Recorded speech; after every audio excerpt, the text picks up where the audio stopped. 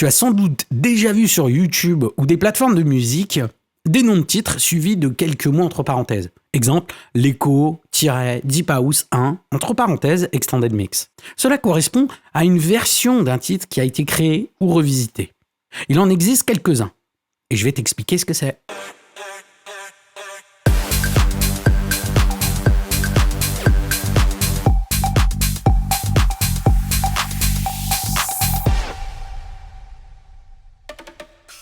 Le premier étant le remix.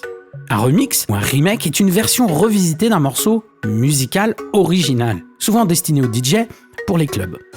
Les remixes sont parfois demandés par les compositeurs d'origine pour la construction de son EP ou d'un album, ou même parfois de son single. Exemple, David Guetta demande à Afrojack de faire un remix de son propre titre. Le remix sera la version de Afrojack. Ensuite, tu as les réédits. Le concept étant de revisiter un morceau original à l'aide de modifications simples à travers un logiciel de création musicale, de façon à le rendre meilleur ou même de rallonger l'intro du morceau, de façon à pouvoir mieux le mixer lors d'un DJ set.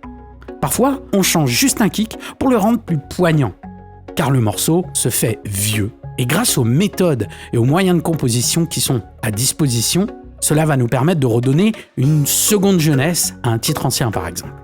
Tu as le groupe The Reflex et un ami qui s'appelle Mike and Tess font de très très bonnes réédits. Je te conseille d'y aller, je te mets le lien en description. Il y a aussi les bootlegs. Celui-là va faire un peu polémique, je le sens. Un bootleg n'est pas à confondre avec un mash-up. Le bootleg est un enregistrement d'un concert depuis le public ou un enregistrement studio récupéré sur la table de mixage sans aucune autorisation. C'est ce que l'on appelait il y a 20-25 ans un live pirate, des CD pirates, des concerts qui étaient illégaux. Donc le terme bootleg est bien à redéfinir. Dans ce cas-là, tu as le mash-up.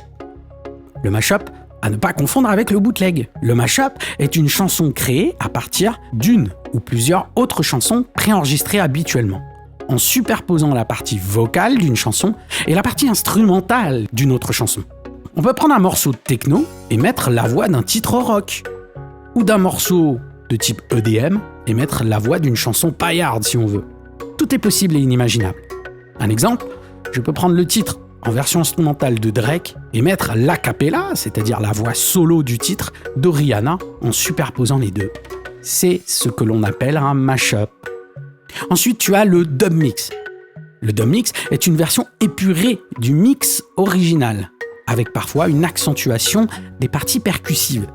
C'est-à-dire que la batterie, kick, snare, hi-hat, percussion, est plus mis en avant par rapport au titre original. Rien à voir avec le style de musique de type dub, reggae. Ensuite, tu as le VIP mix. VIP veut dire Variation in Production, soit une version alternative d'un morceau créé par le même producteur et contenant les mêmes sonorités que l'original, mais plus efficace sur une piste de danse, un dance floor. Prends-le pour dit. Ensuite, tu as les extended mix ou les original mix. Un extended mix ou original mix, c'est un titre dont l'intro ou l'outro sont rallongés par rapport au titre qui était en radio edit ou en original mix. Pourquoi ? Ces types de morceaux sont majoritairement écoutés et utilisés pour les DJ, pour qu'ils puissent mixer au tempo ou faciliter leur transition entre plusieurs titres. Ce sont les versions longues. Dernière version qui existe, la radio edit. Un titre qui passe en radio a des obligations. Et le temps en secondes que possède le titre ne doit pas dépasser une certaine limite de durée. Pourquoi ? Il faut savoir que les radios, surtout les plus connues, reçoivent des centaines, voire des milliers de titres qu'ils doivent diffuser sur celles-ci. Donc les radios doivent optimiser au maximum le nombre de passages de chaque titre. C'est pour cela qu'une version en radio est souvent très courte et ne dépasse pas rarement les 3 minutes. Pourquoi ?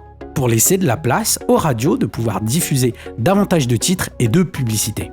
Voici les grandes catégories de versions que tu peux trouver sur le marché. Tu peux te permettre d'avoir plusieurs versions du même titre. Une version radio du titre 1, une version extended de ce même titre 1, une version VIP par exemple de ce titre 1. C'est toi qui choisis. Qu'est-ce qui est le plus efficace pour ta piste de danse ? C'est la question à laquelle il faut répondre. Alors si tu veux en savoir plus sur la programmation musicale, je t'ai fait un e-book qui va t'apprendre à comprendre les cohérences musicales. Je vais t'apprendre dans cet e-book à avoir du recul et comprendre mieux tes titres, à reconnaître les critères nécessaires pour établir une playlist de titres, à programmer des titres avec des suites logiques pour quand tu mixes, à être plus efficace dans tes programmations de titres, à pratiquer une cohérence musicale à tout type de public pour à coup sûr les satisfaire. À la fin de cet e-book, les cohérences musicales n'auront plus de secret pour toi. Tu sauras mettre en place une programmation musicale de cohérence que beaucoup de DJ négligent, voire pire, ignorent l'existence. Tout cela depuis chez toi et à ton rythme, sans pression. Pour cela, clique sur le lien en description et laisse-toi guider.